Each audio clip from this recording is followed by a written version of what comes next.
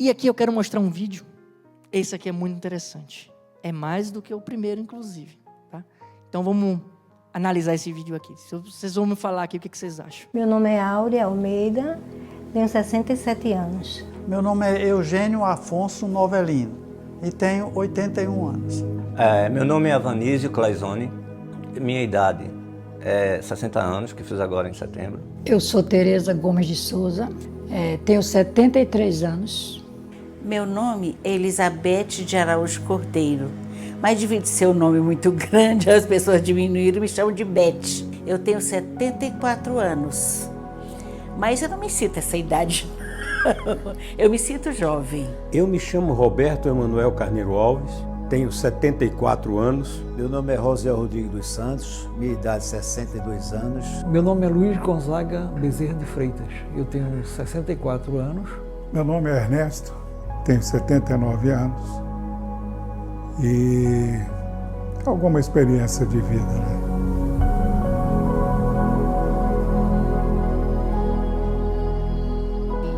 Viver do que o senhor construiu, Não. financeiramente, isso é uma possibilidade? Não, nenhuma. Não tem. Eu não tive uma reserva que é natural do pessoal, você trabalhar e recolher e tudo, tá? Aquela coisa toda. Eu passei por cima disso, entendeu? Se pudesse voltar, voltaria. Faria. Entendeu? Mas o tempo passou e me deixou a experiência. O que der tempo, eu tô em cima. Sempre o tempo é um fator muito importante nisso tudo, né?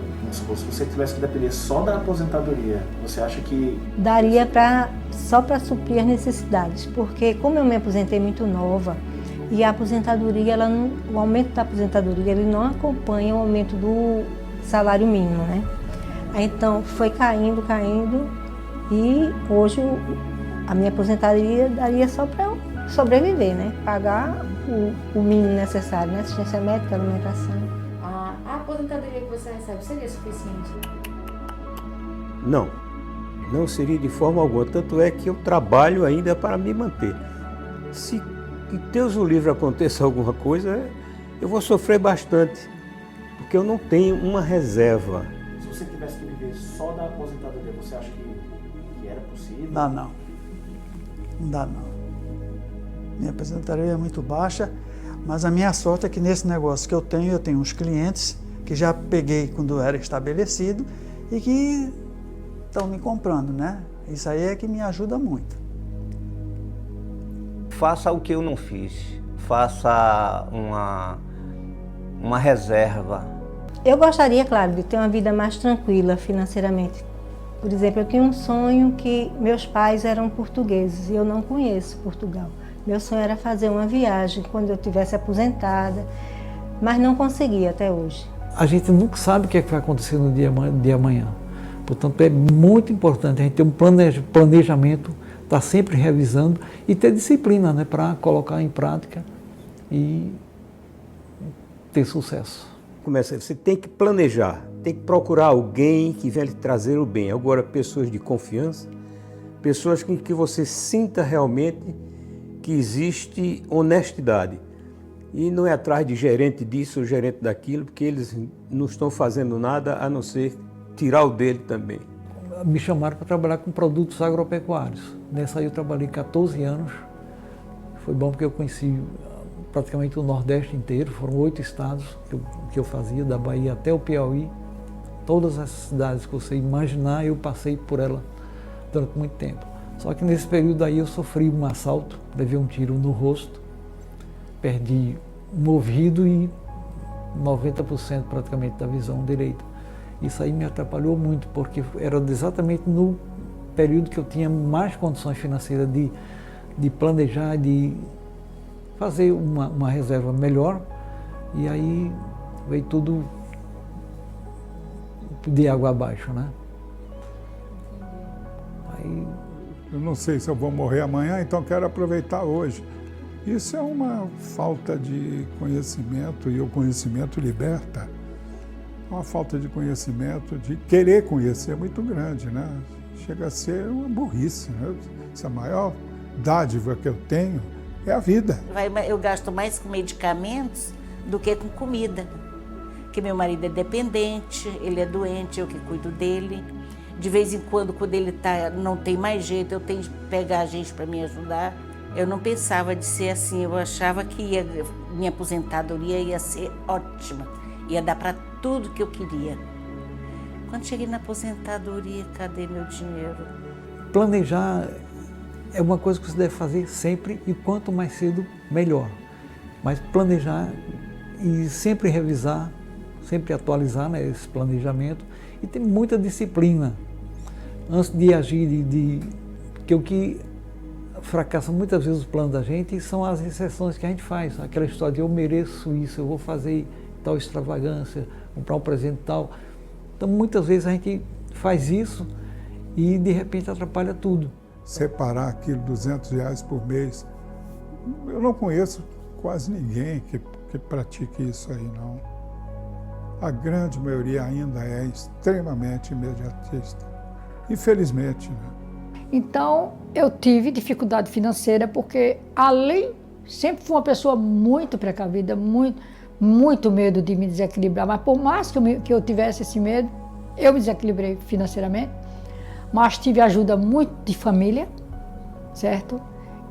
Então, eu acho que a gente tem que se prevenir antes e pensar no futuro. Hoje, se tivesse dinheiro, eu compraria uma casa própria para mim, uma coisa maravilhosa porque eu não tenho.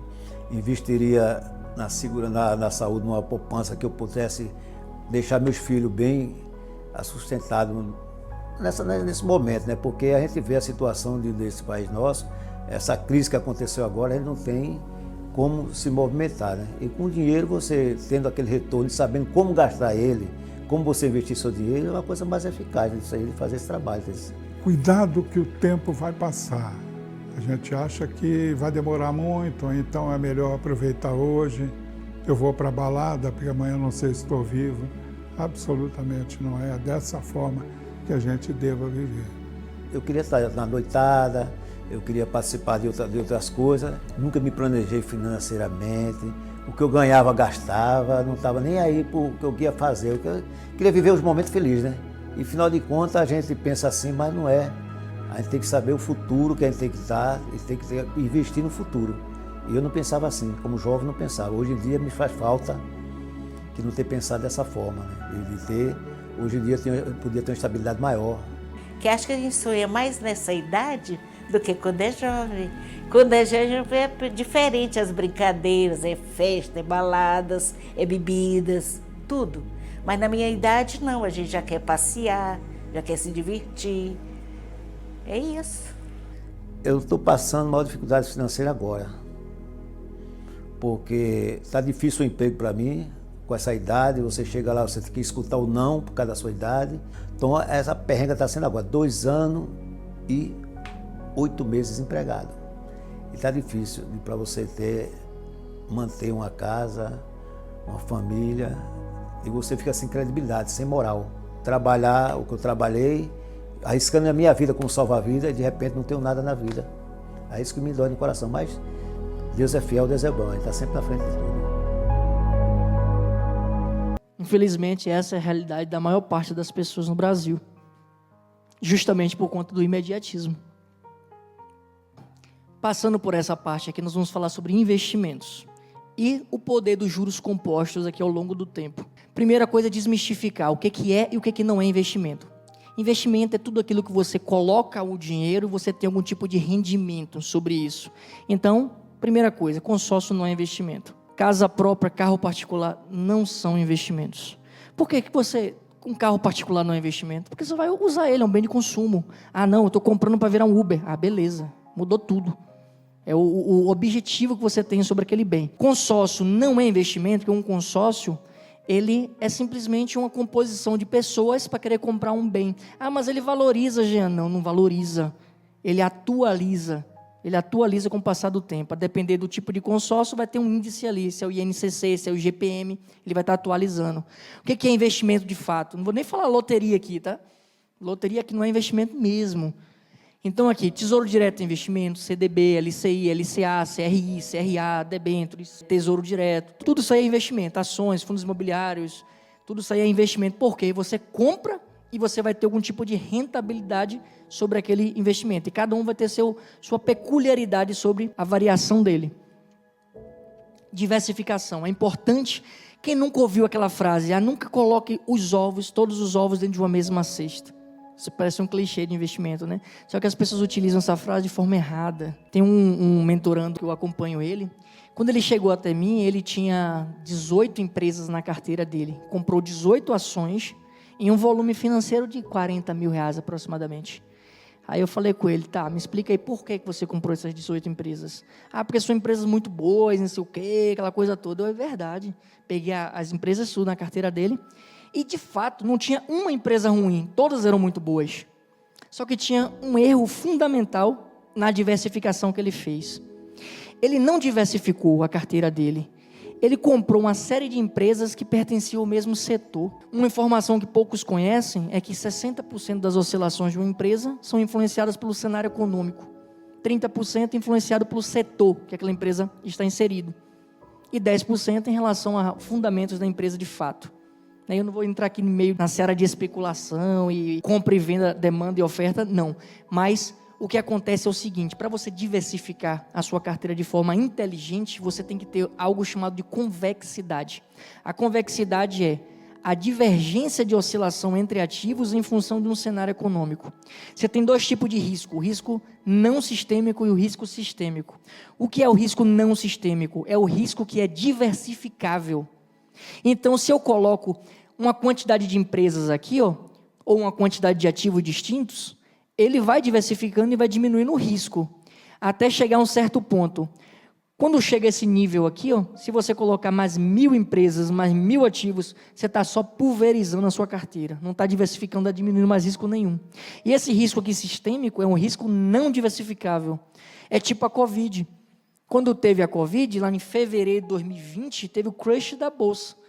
Teve 7 circuit break na Bolsa aqui no Brasil. Então, assim, os ativos pararam de negociar por quedas absurdas. Não importa se a empresa era muito boa ou se a empresa era muito ruim. Isso é um risco sistêmico. Abrange o sistema como um todo. Então, ele é não diversificável, não importa. Agora, se você escolhe ativos bons para colocar na sua carteira, depois que passa esse cenário, ele recupera muito mais rápido. E é aqui que está a diferença de conhecer a empresa e investir simplesmente por sorte. Então, a diversificação para ser inteligente não pode ser dessa forma. Esse é o gráfico do Itaú e do Bradesco. Olha a similaridade. Sobe, sobe, cai, sobe, cai, sobe, cai. Você vê que é quase igual, quase unânime o gráfico dos dois. Aí se eu ponho essas duas empresas na minha carteira, eu estou diversificando? Se uma cai, outra cai também. Se outra subir, outra sobe também. Não estou me diversificando. Olha a correlação entre o euro e o dólar. Da mesma forma. Ambos sobem junto, ambos caem junto, sobe junto. Então isso não é diversificar. E esse foi o problema fundamental que ele tinha na carteira dele. Isso é uma correlação de convexidade. Se você comparar aqui o dólar com o índice da Bovespa, por exemplo, você vê que enquanto o Ibovespa sobe, o dólar cai. Enquanto o dólar sobe, o índice da Bovespa cai. Ele tem uma correlação inversa. E se for traçada uma linha nesses dois gráficos aqui, a gente vai encontrar uma ascendente. E isso é investir de forma inteligente. Mas por que o índice da Bovespa cai quando o dólar sobe e vice-versa? Porque boa parte dos ativos que são negociados na nossa Bolsa de Valores são ativos de capital estrangeiro. Quando algo é escasso, o preço não sobe. Por que o ouro é tão caro? Porque é escasso. Então, quando os americanos, os estrangeiros, tiram dólar do Brasil, ele se torna mais escasso. E esse dólar está onde? Na Bolsa de Valores. Então, sai da bolsa, a bolsa cai. Ele se tornou escasso no Brasil, o preço dele sobe. É uma correlação inversa. Uma convexidade nesse sentido é interessante. Para escolher uma carteira com uma alocação inteligente, bem distribuída, e aqui é somente um exemplo que pode ser muito bem adaptado para a realidade de cada pessoa. Um perfil que pode ser aqui hiperconservador. Tem gente que vai chamar o hiperconservador de 100% em renda fixa, porque acha que a renda fixa é um investimento muito conservador, que não vai perder dinheiro. Não. Renda fixa, você pode ter um nível de volatilidade tão alto, até mais alto do que de algumas ações. Eu posso ser um investidor de renda fixa extremamente agressivo, extremamente arrojado. Eu posso investir em títulos públicos indexados à inflação, que vencem um prazo muito longo e tem uma oscilação absurdamente alta. Assim como eu posso investir numa empresa de energia, uma Taesa, uma Engie Brasil, que é uma empresa que tem um nível de volatilidade baixo, Investir na Taesa vai acabar sendo menos arriscado do que alguns ativos de renda fixa. Se eu comprar uma debênture, que é um ativo de renda fixa, que são títulos da dívida privada de uma empresa como a Americanas, qual é a chance de eu receber esse dinheiro? O risco é absurdamente alto. Uma empresa como a Americanas, com empresas como a Oi, empresas como Casas Bahia, que está numa situação ruim, crítica. Então, não necessariamente você está investindo em renda fixa, está protegido, e não necessariamente investindo em renda variável, está desprotegido. Eu posso ser arrojado na renda fixa e posso ser conservador na renda variável. Esse dimensionamento vai depender de uma série de coisas. A idade da pessoa, o nível de conhecimento dela, o objetivo de vida. Então, eu posso mudar aqui o percentual e posso mudar o tipo de alocação. Mas isso aqui é literatura. Se eu colocar aqui a maior parte na renda fixa, beleza, sou perfil hiperconservador. Posso botar uma partezinha na renda variável aqui, fundos multimercado, 40% imóveis, ações no Brasil, ações no exterior. Beleza, fiz uma diversificação interessante aqui. E quando se fala aqui em fundo, geralmente o nível de volatilidade dos fundos são menores que de ações, a depender do tipo de ação. Então, pode ser feito assim. Ah, não, eu sou um cara moderado. Então, pode dividir metade na renda fixa, metade na renda variável. Na parte da renda variável, eu posso colocar parte em fundos imobiliários, ações no exterior, posso investir em ouro, posso investir em ativo de proteção, posso fazer uma série de coisas na minha carteira. Mas isso aqui vai depender de, como eu falei, idade da pessoa, objetivo, nível de conhecimento, tudo isso aqui vai influenciar na montagem de uma carteira. E você pode ter uma carteira diversificada, uma carteira muito segura, inclusive fazer seguro da renda variável, com opções de ações, mercado de derivativos. Então, é o conhecimento que vai subsidiar as melhores decisões, que vai embasar naquela decisão ali, para que você tenha sucesso no futuro. Hoje nós estamos vivendo um dos momentos de bolsa de valores mais baixa da história. Se eu pegar aqui o gráfico de 2010 até 2023, estamos num nível tão baixo em relação ao histórico dela, porque foi uma Covid que foi prolongada, depois veio uma recessão, que veio uma alta de juros, Selic bateu 13,75%, a bolsa geralmente cai e despenca em momentos de incerteza. O dólar subiu muito, porque o dólar é uma moeda forte. O dólar existe desde 1700 e alguma coisa. O real existe desde 1994. Então, o dólar é uma moeda forte por conta disso. A existência ele é aceito em todos os países do mundo, praticamente, né? Salvo algumas exceções. Tem essa questão também, ó, um perfil arrojado. O cara já pode diminuir a exposição na renda fixa.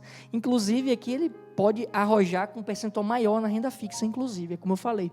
Mas aqui são modelos de alocação que você pode estar diversificando de uma forma inteligente, de uma forma que você vai ter um sucesso no futuro. Por que Luiz Bassi, o maior investidor pessoa física da Bolsa Brasileira, ele se gaba às vezes, eu comprei a ação do Banco do Brasil a 15 centavos, 20 centavos, porque ele aproveita momentos de queda, momentos de baixa. O mercado, ele tem dois cenários, o cenário de euforia, que é o cenário de todo mundo no oba-oba, e o cenário de desespero. Estamos no qual cenário? Desespero, que é um momento de retração. O que é que as pessoas fazem, um senso comum? Compra no topo e vende na baixa, porque não aguenta ver ali, não sabe nem por que comprou, e vende na baixa, perde dinheiro e fica reclamando, é cassino, isso aqui é cassino. Não é cassino, é cassino se você operar sem saber o que está fazendo, assim como eu operei quando eu comecei, há quase 10 anos atrás. Mas não é cassino. Se fosse cassino, os grandes fundos, o BlackRock, vários fundos de investimentos, os grandes bancos, todos eles operam em bolsa de valores, operam em ações, e cada ação tem o seu objetivo, se é receber dividendos, se é ação de crescimento, se é uma ação que vai performar num cenário de crise, porque tem cenário para tudo, e sempre vai ter alguma coisa que vai estar performando em algum momento, seja de queda de Selic, alguma coisa vai estar ganhando, seja em alta de Selic, alguma coisa vai estar ganhando, mas o que vai estar ganhando em tal momento? Eu vou ter que saber o que é. Eu vou ter que entender os investimentos, entender os ativos, para eu fazer as escolhas certinhas. E eu tenho uma gestão ativa da minha carteira. Gestão ativa é eu remodelar ela, fazer um rebalanceamento à proporção das mudanças dos cenários. Mudou o cenário, mudou minha carteira. Eu fiz uma simulação, e isso aqui é muito interessante, para a gente fazer uma análise com relação ao poder dos juros compostos ao longo do tempo. Tá? Isso aqui é basicamente uma questão de matemática financeira.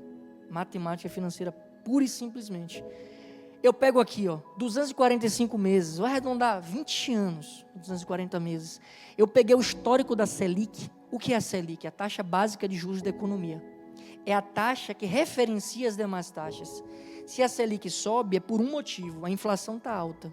Selic não é problema, Selic é remédio. Qual é o problema? É a inflação. O que é a inflação? É a perda do poder de compra. É a desvalorização da moeda, é o aumento generalizado do preço dos produtos. Isso é inflação. Como é que se combate a inflação? Uma das medidas que o Banco Central tem, que é a política monetária contracionista, que é a elevação da Selic. Com a elevação da Selic, as pessoas deixam de consumir. Se as pessoas deixam de consumir, vai sobrar produto na prateleira. Se o produto sobra, pela lei da oferta e da demanda, tem mais oferta do que demanda, o preço vai cair. Empurra o preço para baixo. Estamos numa tendência de queda da taxa de juros. Chegamos num pico de 13,75 e na última reunião que teve antes de ontem, quarta, quinta-feira, ela já caiu para 11,75. Já fechou o ano, 11,75. 2% de queda já. Tem alguns ativos que estão subindo absurdamente, justamente por conta dessa queda da Selic. Quais são? Aqueles que possuem marcação a mercado, mesmo de renda fixa. Eu peguei aqui a média da Selic dos últimos 20 anos e foi de 11,5% ao ano. Eu mostrei para vocês ali a média da Previdência Privada pagando 7,28% ao ano. Aqui a Selic, que é a taxa mais básica, é o investimento mais seguro de qualquer economia. Antes que alguém pense que é a poupança. A poupança não é o mais seguro, esse é o mais seguro de qualquer economia.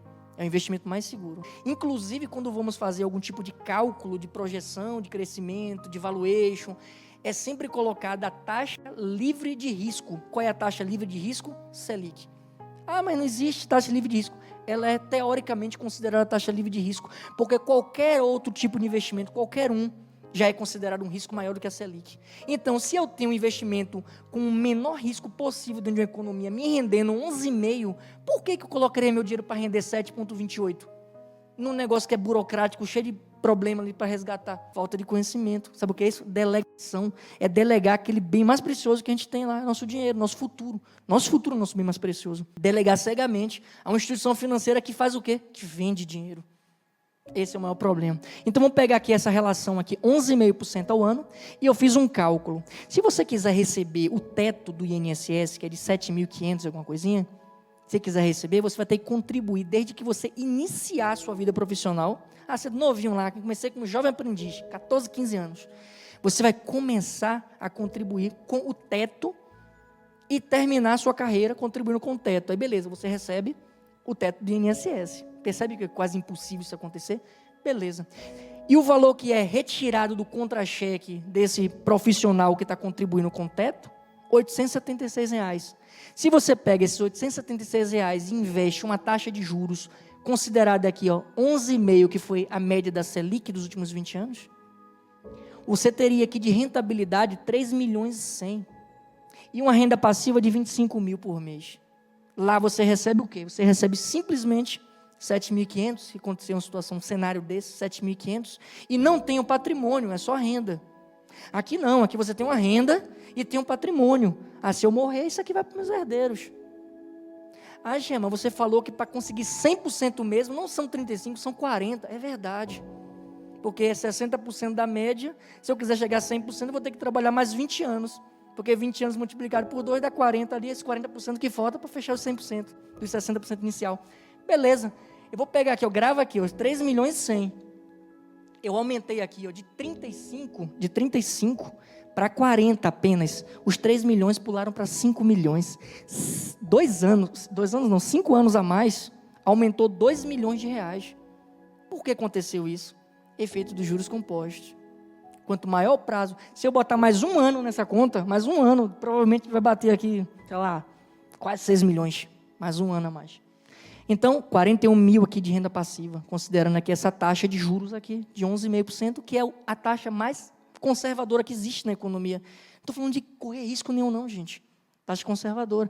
Beleza, mas, Jean, é muito alto esse valor, eu não tenho condições de botar. Tá bom, vamos fazer uma consideração aqui, um exemplo de R$400 e R$800. E eu vou mostrar para você uma coisa interessante. O aporte, ele é linear. Se eu dobro o valor do aporte, eu dobro o resultado da minha equação. Se eu reduzo pela metade, eu reduzo pela metade o resultado. Mas com relação ao prazo e aos juros, não é linear, porque são juros compostos. Por isso que ele é o fator menos importante dessa equação, desse tripé, prazo, juros e aporte. Se você pegar aqui, a 11,5%, durante 5 anos, você fez um aporte de 24 mil reais e teria aqui 32 mil reais aqui no final. Olha os juros como é legal. 10 anos, 48 mil reais de aporte, 89 mil de juros. Perceba que está quase dobrando já, falando 10 anos. Mas as pessoas não têm a paciência de esperar 10 anos. Porque no início o rendimento é muito pequenininho. E a pessoa pensa, não está rendendo, vou tirar esse negócio aqui. Mas quando chega aqui no 15º ano, 72 mil de aporte, mas já tem 190 mil aqui de valor final. O valor aqui de juros já representa aqui 120 mil. Quase 120 mil. Se olha aqui o 20º ano, 96 mil de aporte, 368 mil. No 30º ano já faz aqui 1 milhão, mas só aportou 144 mil. No 40º ano aqui já tem quase 4 milhões e aportou só 192 mil. Então os juros compostos aqui, ele começa a se potencializar, ele faz um efeito bola de neve tão forte, que você não precisa mais fazer aporte nenhum. Então aquela ideia de deixar de viver o hoje para pensar no amanhã, não necessariamente. Você pode pensar em construir um patrimônio de um valor X e a partir daquele patrimônio, ele mesmo fazer a retroalimentação dele mesmo. Ele vai crescendo e vai se retroalimentando. E você não precisa mais ficar depositando tanto. Então aqui, se eu ponho 400, esse é o resultado. Se eu ponho 800, o resultado é o dobro. É linear. Se eu pego esse negócio aqui, ó, R$200 por mês, pô, eu teria aqui 2 milhões. R$200 por mês. O que são R$200 por mês? Uma saída num restaurante, talvez, no mês? Isso aqui é o gráfico dos juros compostos. Começa bem devagar. E nós somos imediatistas, a gente não enxerga isso aqui. Mas quando ele começa a crescer, às vezes, quando a pessoa ela tem uma mentalidade ali mais rebuscada, eu quero construir meu futuro aqui, eu não quero deixar para amanhã, beleza. Eu vou fazer o máximo que eu puder para chegar logo aqui, ó. Comecei aqui com 12 mil, por exemplo, eu quero fazer logo 100 mil. Pronto, olha quantos anos eu antecipo desse poder potencializador dos juros compostos. Se eu antecipo esses anos todos aqui, eu já começo a partir daqui, ó. Já está quase no ascendente. Então, se eu tenho 1% de R$1.000, pouquinho, mas 1% de 100 mil reais já dá R$1.000. R$1.000 talvez seja um aporte gigantesco para algumas pessoas. R$1.000. Mas se tiver 100 mil reais, a sua própria carteira vai estar crescendo R$1.000 a juros compostos mês a mês. Então, cria um objetivo, uma meta. Eu preciso chegar a 100 mil. Eu preciso chegar a 200 mil, eu preciso chegar a 50 mil, eu preciso chegar a 30 mil. Cria uma meta. A partir dessa meta, ele vai ter uma rentabilidade equivalente ao valor do seu aporte. Você já pode reduzir o aporte. Vai depender muito do objetivo da pessoa. Mas a pessoa precisa começar. Se eu olhar aqui, até o 5º ano, 22% são juros. No 20º ano, 65% são juros. No 50º ano, 95% são juros. 95%. Com isso aqui, é possível você transformar o seu filho, o seu neto, numa pessoa bilionária, se for o caso. É só pegar isso aqui e multiplicar, colocar aqui um prazo de 70, 80 anos. O neto fica bilionário com um negócio desse. Poder dos juros compostos. Por isso que Albert Einstein falou que era a 8ª maravilha do mundo. Eu concordo com ele. 8ª maravilha do mundo.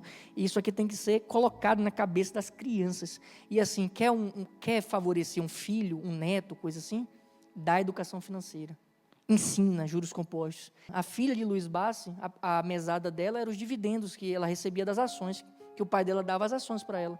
Então, desde cedo ela já teve essa mentalidade. E por que a poupança é uma coisa assim que não presta para nada? Para nada, poupança. Horrível, horrível. Tem gente que nem fala que é investimento. Mas é investimento, é um produto financeiro. Por que é um investimento tão ruim? Primeiro, porque a poupança, ela não vai corrigir além da inflação nunca.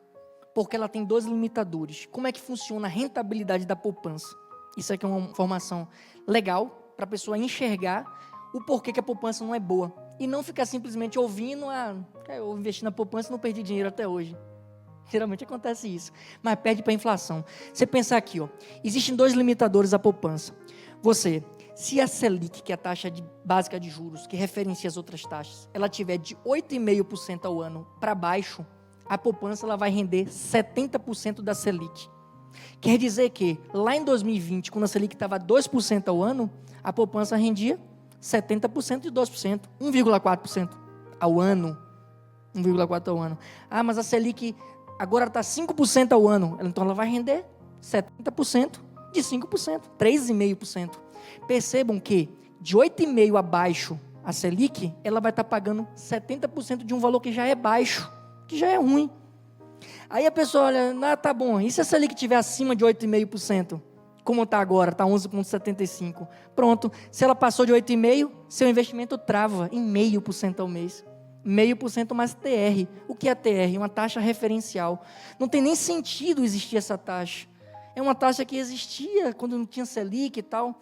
Hoje é usada para quê, a TR? É usada para financiamento imobiliário, para remunerar o FGTS, para remunerar título de capitalização, para remunerar a poupança. Então, quase sempre a TR é zero. Quando a Selic sobe demais, a TR sai de zero, aí vai para 0,1, 0,008. Então, é um valor ínfimo. Ah, Jean, mas a Selic bateu 20% agora. Quanto é que vai pagar a poupança? 0,5% mais TR.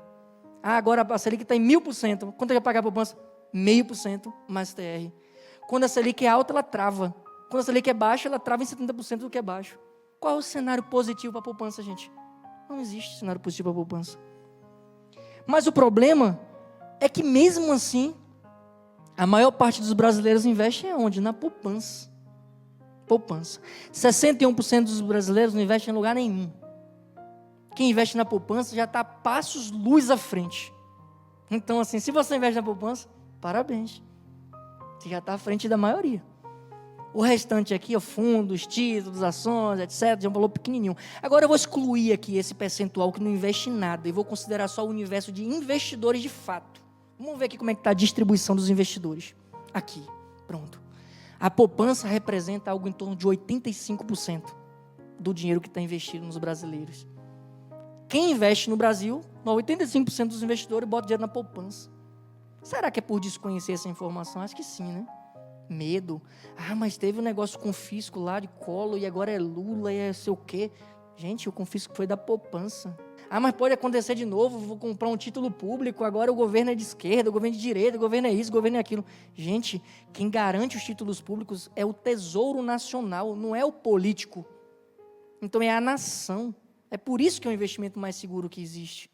Existe uma conta chamada Conta Única do Tesouro, que é para onde vai todo o dinheiro que é arrecadado, seja dos seus impostos, seja das estatais, dos lucros, etc. Tudo vai para essa conta única. É claro que tem suas exceções lá pela lei de responsabilidade fiscal, que tem lá suas exceções. Beleza.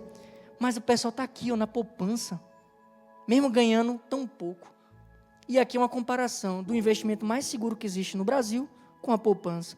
E esse prazo, que quanto maior for o prazo, mais distância ela vai ter aqui da poupança. Aí eu fiz um outro estudo. Vamos analisar direitinho. Aí eu considerei aqui 4 investimentos, todos de renda fixa. E isso aqui eu quero trazer para vocês a seguinte informação. O custo da ignorância, o custo da falta de conhecimento. É por isso que um dos princípios lá é buscar o conhecimento. E assim, investir no filho, no neto, em conhecimento, vai trazer sempre melhores retornos.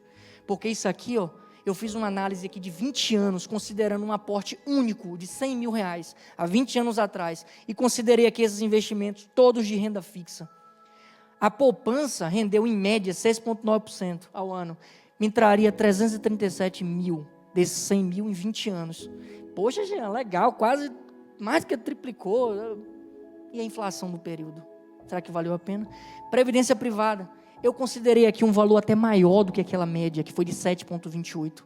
Eu peguei aqui uma previdência que fugiu, saltou aos meus olhos, uma previdência assim, bem totalmente fora da curva. Beleza, vou pegar ela para comparar, para eu dar uma colher de chá à previdência privada. 8,39, olha a diferença. A poupança também não, a poupança não tem imposto de renda. Beleza, não tem imposto de renda e não tem burocracia para você tirar.